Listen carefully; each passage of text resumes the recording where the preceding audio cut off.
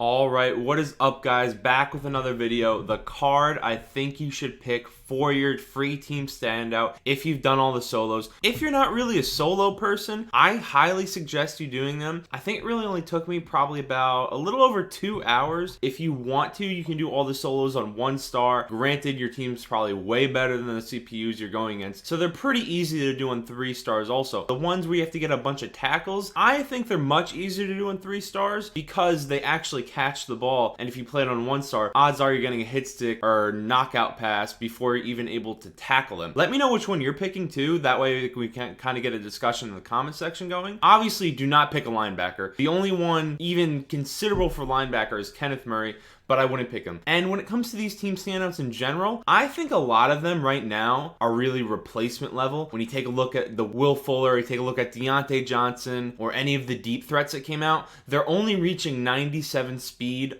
with just Sprinter. Of course, they're going to be hitting 99 speed on a theme team, but they're basically replacement level. The Tyreek isn't that expensive. You can hit 99 speed with just Sprinter. So that's why I don't necessarily think those are good ones to pick it up. If they're your favorite team, of course, go for it. The Kirk Cousins replacement level isn't any faster than Gannon. All the same stats besides that. I mean, if you're Vikings team, sure, go for it. If you're Washington team, sure, go for it. And the only ones I think that are truly like these cards are better, if not just as good, are going to be some of the corners. The AJ Terrell, 98 speed when you power him up, no theme team. That is crazy. And he's a zone archetype. So if you're running a zone scheme, you can get mid-zone KO for 1 AP. Other corners like that are man-to-man or even slot archetypes only get it for 2 AP, I believe. And he's going to be hitting 99 zone and 99 man, assuming you have lockdown. So I think that is by far the best card. Of course, the Montez Sweat is also really good in this. If you're Washington team, I think he's hitting like, what, 97 speed? 98 speed, sorry. So a 98 speed potential D-tackle.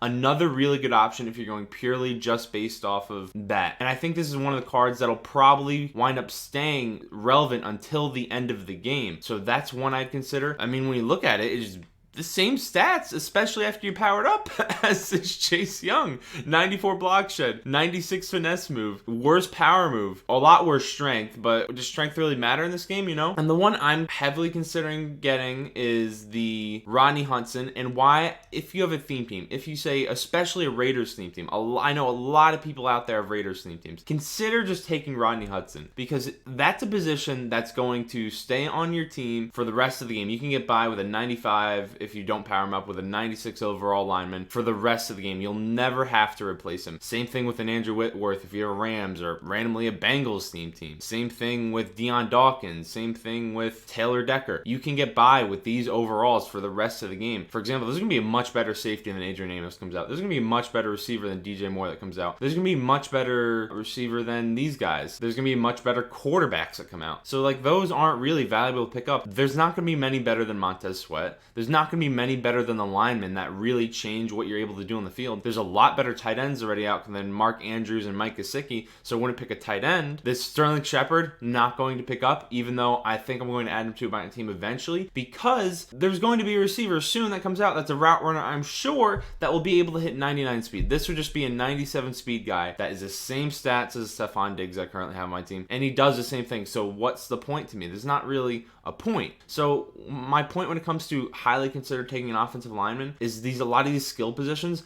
are just as good as players that are in the game already. They're not really eclipsing what players are able to do. And the only players I think that do that are the AJ Terrell and the Montez Sweat. Those cards are pretty crazy when it comes to skill positions. This JC Jackson as well, I would put in that category. 1 speed slower than AJ Terrell, but he does going to hit 99 man, 99 zone if you're just using Acrobat on him. Then again, at the end of the day, he's the same as Rod Woodson. Doesn't really change anything. That AJ Terrell, 98 speed stock, 99 man, 99 zone. That's why I think he's so good. The ones you should pick are, if you're just not even thinking about theme team, are AJ Terrell, maybe JC Jackson, or definitely Montez Sweat. Then pick an offensive lineman, because it's set and forget. You're not going to need the next 98 center that comes out. You're not going to be excited to pick that up. You're not going to want to go buy that. So I want to try out a bunch of different corners. I want to try out a bunch of different receivers. So I think personally, I am going to go with this Rodney Hudson. But a lot of people are going to be making Montez Sweats in the set.